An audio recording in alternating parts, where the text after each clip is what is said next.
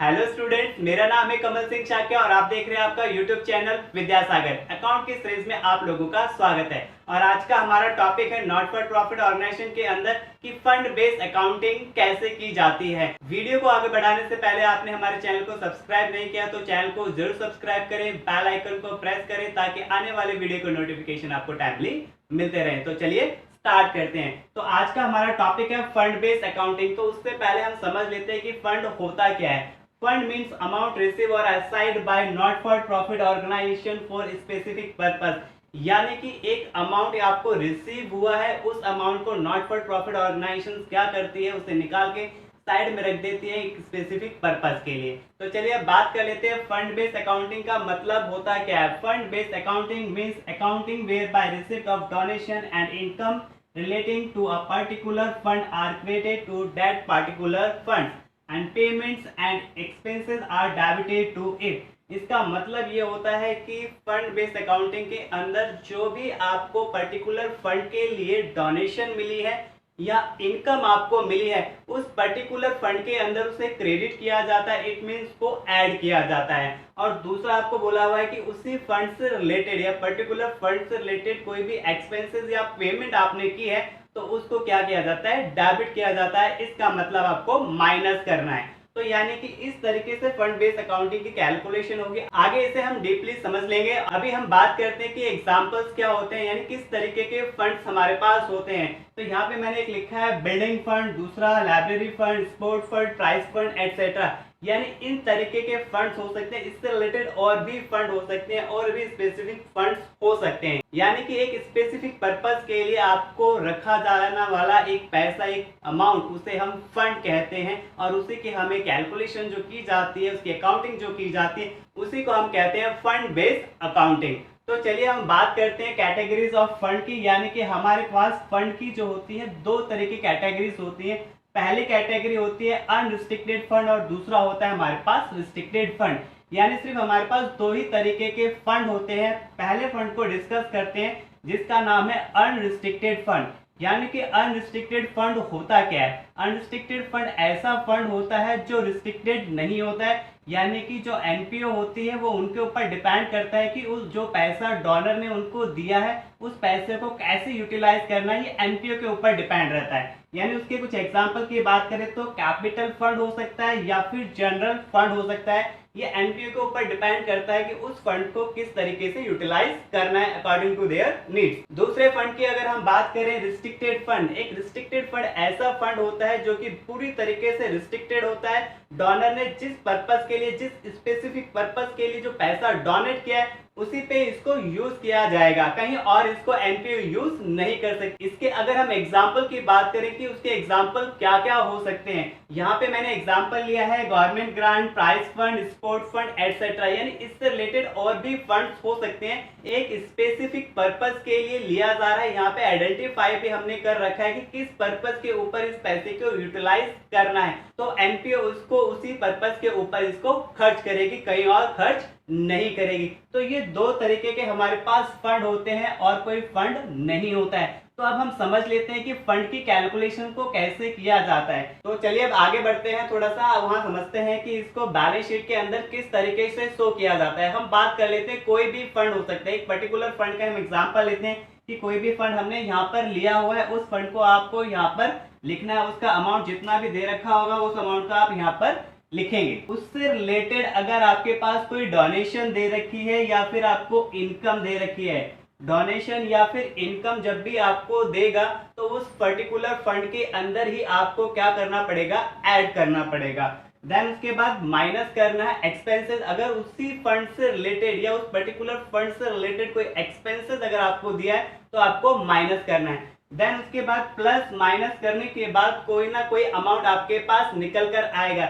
यानी कि आपकी अगर पॉजिटिव वैल्यू निकल के आती है, यानी कि पॉजिटिव अमाउंट निकल के आता है, तो उसे आप लायबिलिटी साइड के अंदर इसको शो करेंगे। चलिए एक नोट मैंने यहाँ पे दिया हुआ है, कई बार ऐसा भी हो सकता है कि पॉजिटिव वैल्यू ना आए। अगर पॉजिटिव वैल्यू नहीं आ रही है यानी आपने सारी कैलकुलेशन कर ली है, उसके बाद भी फंड की वैल्यू नेगेटिव आ जाए, पॉजिटिव नहीं कह रहा हूँ, नेगेटिव वैल्यू आ जाए, तो उसे क्या करना है, इनकम एंड एक्सपेंडिचर अकाउंट में एज ए एक्सपेंसेस ट्रीट करना और एक्सपेंडिचर साइड में आप उसको शो कर देंगे। तो आई थिंक अभी तक आपको ये कंसेप्ट क्लियर हो गया होगा कि किस तरीके से फंड की कैलकुलेशन की जाती है। बट अच्छे से समझने के लिए चलते हैं क्वेश्चन की तरफ, जिससे आपको क्लैरिफाई हो जाएगा, अच्छे से आपको समझ में आ जाएगी कि क्वेश्चन को कैसे सॉल्व किया जाता है। हो सकता है ये थोड़ी सी वीडियो लंबी हो जाए, बट वीडियो को जरूर पूरा देखें, एंड तक जरूर देखें, ताकि फंड बेस्ड अकाउंटिंग आपको क्लियर हो सके। तो चलिए अब बढ़ते हैं क्वेश्चन की तरफ। तो चलिए एग्जांपल ले लेते हैं। एग्जांपल 1 में आपको पूछा गया है कि कैसे आपको एनपीओ के अंदर कैलकुलेशन को शो करना होता है।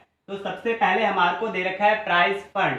जी हाँ, प्राइस फंड से रिलेटेड अब हमारे पास कोई भी इनकम या डोनेशन होगी तो हम उसे करेंगे प्लस, और उससे रिलेटेड कोई अगर एक्सपेंसेस दे रखे तो उसको हमें करना पड़ेगा माइनस। तो चलिए स्टार्ट करते हैं क्वेश्चन को। तो सबसे पहले हमारे पास लिखा हुआ है प्राइस फंड। तो प्राइस फंड आप लिखेंगे 1 लाख रुपीज, ठीक है। तो 1 लाख आपने लिख दिया। उसके बाद आपको दे रखा है इंटरेस्ट ऑन प्राइस इन्वेस्टमेंट, यानी कि इसको थोड़ा ध्यान से समझना है। इसको प्राइस फंड इन्वेस्टमेंट के अंदर ऐड नहीं करेंगे, इसको प्राइस फंड के अंदर ही ऐड करना है। रीजन क्या है कि आपने जो फंड आपके पास पड़ा हुआ था उसी फंड के आपने इन्वेस्टमेंट कर दी है, उसके ऊपर जो भी इंटरेस्ट जनरेट होगा उसको आप प्राइस फंड के अंदर ऐड करेंगे, और दूसरा इंपैक्ट जो पड़ेगा वो कैश या बैंक अकाउंट के अंदर पड़ेगा, जो कि हमें रिसिप्ट अकाउंट के अंदर करना होता है। तो यहाँ पर आपको थोड़ा सा ध्यान रखना है। तो यहाँ पे हम ऐड करेंगे plus interest on price fund investment, यानी कि 8,000 रुपए ऐड करते हो तो आपका हो जाता है 1,08,000 रुपीज। और उसके बाद दे रखा है प्राइस पेड। प्राइस पेड का मतलब है आपने एक्सपेंसेस की पेमेंट की है, तो आपको करना है माइनस प्राइस पेड कह सकते हो, या फिर एक्सपेंसेस वर्ड भी आप यूज कर सकते हैं। 15,000 रुपए आपको माइनस करना है, और आपका आंसर आ गया 93,000। प्राइस फंड इन्वेस्टमेंट को इसके अंदर ट्रीट नहीं करेंगे, वो आपकी एसेट हो जाती है, उसको हम अभी समझेंगे कैसे करना है। तो यानी अब ये आपका आंसर पॉजिटिव आया है या फिर नेगेटिव?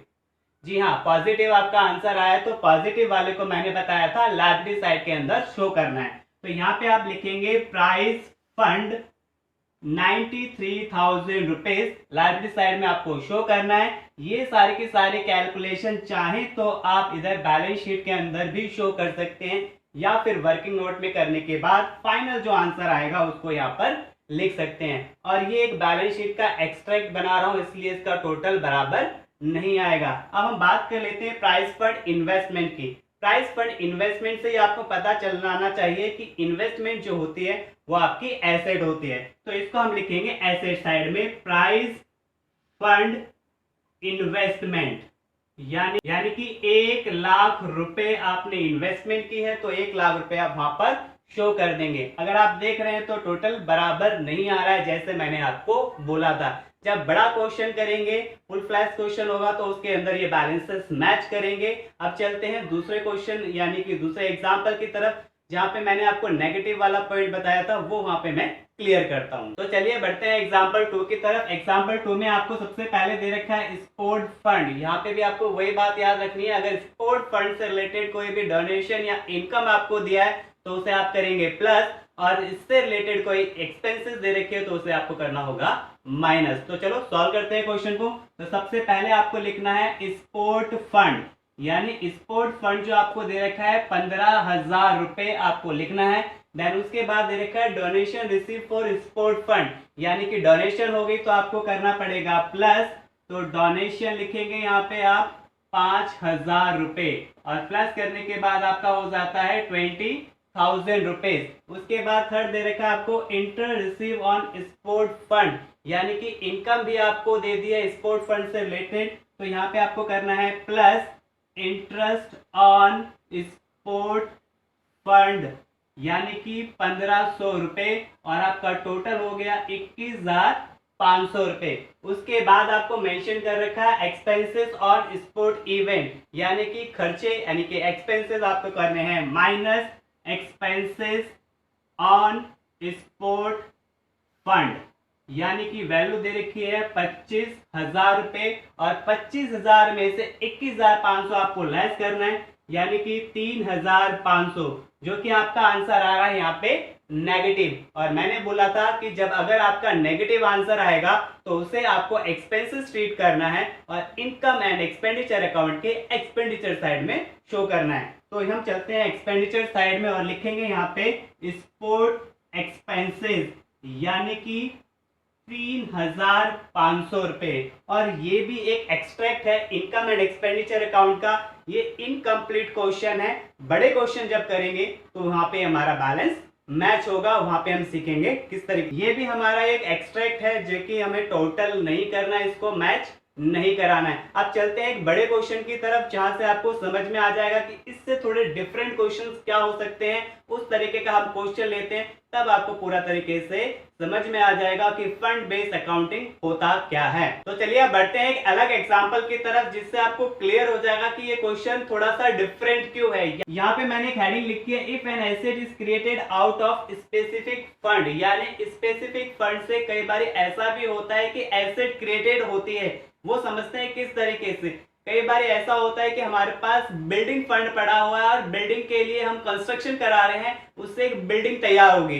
तो बिल्डिंग के लिए जितना भी एक्सपेंसेस किया जा रहा है, यानी कि वो एक तरीके का एक्सपेंडिचर होता है, ना कि एक्सपेंसेस। समझना, एक्सपेंसेस और एक्सपेंडिचर में थोड़ा डिफरेंस होता है। जैसे कि हमने दो लास्ट क्वेश्चन किए थे, वहां पे दोनों एक्सपेंसेस थे, उनसे हमारे एसेट क्रिएट नहीं हो रही थी। लेकिन यहाँ पे क्या होगा, बिल्डिंग बनाने के लिए उस पैसे को खर्च करेंगे और जितना पैसा कंस्ट्रक्शन पे लगेगा तो वो सारा पैसा आपका एक एसेट क्रिएट कर देता है। तो समझते हैं उसका ट्रीटमेंट किस तरीके से होता है। मैंने वैसा ही एग्जांपल लिया था, आपको उसी तरीके से क्लियर हो जाए। तो मैंने यहाँ पे ले रखा है बिल्डिंग फंड, और बिल्डिंग फंड जो लिखा हुआ है वो कितना है, 15 लाख रुपए। अब हम समझेंगे कि बैलेंस शीट के अंदर किस तरीके से कैलकुलेशन की जाती है। लास्ट टू क्वेश्चन में क्या था, मैंने अलग से एक वर्किंग नोट टाइप का कैलकुलेशन कराया था, देन बैलेंस शीट या फिर इनकम एंड एक्सपेंडिचर में कैसे किया जाता है वो किया था। बट अब मैं डायरेक्टली बैलेंस शीट के अंदर शो करके बताऊंगा कि किस तरीके से क्वेश्चन को सॉल्व करते हैं। तो सबसे पहले हमारे पास लिखा है बिल्डिंग फंड। तो यहाँ पे आप लायबिलिटी साइड में लिखेंगे बिल्डिंग फंड, यानी कि कोई भी फंड जो होते हैं वो आपके लायबिलिटीज होती हैं और लायबिलिटी साइड में आपको लिखना चाहिए। तो आपको अमाउंट दे रखा है 15 लाख रुपए। इसका अमाउंट मैं अंदर ही लिखूंगा क्योंकि इसके ऊपर हमारी कुछ कैलकुलेशन है, तो इसलिए इसका अमाउंट अंदर लिखना चाहिए। अब लिखा है it is constructing a building and has spent ₹5 lakh during the year. यानी कि एक बिल्डिंग बनाई जा रही है, उसके ऊपर 5 लाख रुपए आपने खर्च कर दिए हैं। यानी कि आपने खर्च तो किए हैं, लेकिन ध्यान से समझो वो कंस्ट्रक्शन से क्या होगा, आने वाले टाइम में बिल्डिंग क्रिएट हो जाएगी, यानी कि एक एसेट क्रिएट हो जाएगी। तो यहाँ पे आपको माइनस तो करना है, लेकिन किस नाम से, ट्रांसफर्ड टू कैपिटल फंड के नाम से आपको यहाँ पे माइनस करने हैं 5 लाख रुपए, और टोटल हो जाता है आपका 10 लाख रुपए। यानी कि मैंने इसमें से माइनस कराया, माइनस तो हो रहा है जैसा आप कर रहे थे, बट यहाँ पे चीज चेंज हो गई, ट्रांसफर टू कैपिटल फंड, यानी इससे आपका एक कैपिटल फंड भी बढ़ जाएगा। अब देखते हैं कैपिटल फंड हमारे पास कितना दे रखा है, 25 लाख रुपए आपको दिया हुआ है। तो सबसे पहले आप लिखो कैपिटल फंड 25 लाख रुपए। तो चलिए अब लेते हैं, जो हमने माइनस किया था 5 लाख रुपए, उसको क्या करना पड़ेगा, यहाँ पे प्लस करना पड़ेगा, ट्रांसफर फ्रॉम बिल्डिंग फंड। यानी कि इसको हमने बिल्डिंग फंड से ट्रांसफर किया है, 5 लाख रुपए आप यहाँ पे ऐड कराएंगे और आपका वैल्यू हो जाता है 30 लाख रुपीज। और यहाँ पे एक और चीज याद रखनी है कि मैंने बताया था जितना आपने एक्सपेंडिचर किया है उससे आपकी क्या होगी, एक एसेट क्रिएट होगी। तो आपको एसेट साइड में बिल्डिंग भी लिखना है और ब्रैकेट में लिख देंगे इन प्रोग्रेस, यानी कि अभी वो प्रोग्रेस में है, यानी कि अभी वो बन रही है, तैयार नहीं हुई है, लेकिन फ्यूचर में जाके वो आपकी एसेट क्रिएट हो जाएगी और जितना पैसा अभी तक आपने लगाया है वो सारी की सारी एसेट का पार्ट हो जाता है। और यहाँ पे लिखेंगे आप 5 लाख रुपए। यानी इस तरीके से क्वेश्चन को सॉल्व किए जाते हैं। मैंने हर टाइप का क्वेश्चन आपको यहाँ पे करा दिया है, अब आप क्वेश्चन कर पाएंगे। यानी कि जब भी आप किसी क्वेश्चन में फंस जाएंगे तो मेरी वीडियो को वापस देखेंगे तो आपको क्वेश्चन इजीली हो जाएंगे। लेकिन अभी तक भी आपने हमारे चैनल को सब्सक्राइब नहीं किया तो चैनल को जरूर सब्सक्राइब करें, बेल आइकन को प्रेस करें ताकि आने वाले वीडियो के नोटिफिकेशन आपको टाइमली मिलते रहें। और आपको वीडियो पसंद आए तो उसको जरूर लाइक करें और ज्यादा से ज्यादा शेयर करें ताकि सभी लोगों को इसका बेनिफिट मिल सके। धन्यवाद।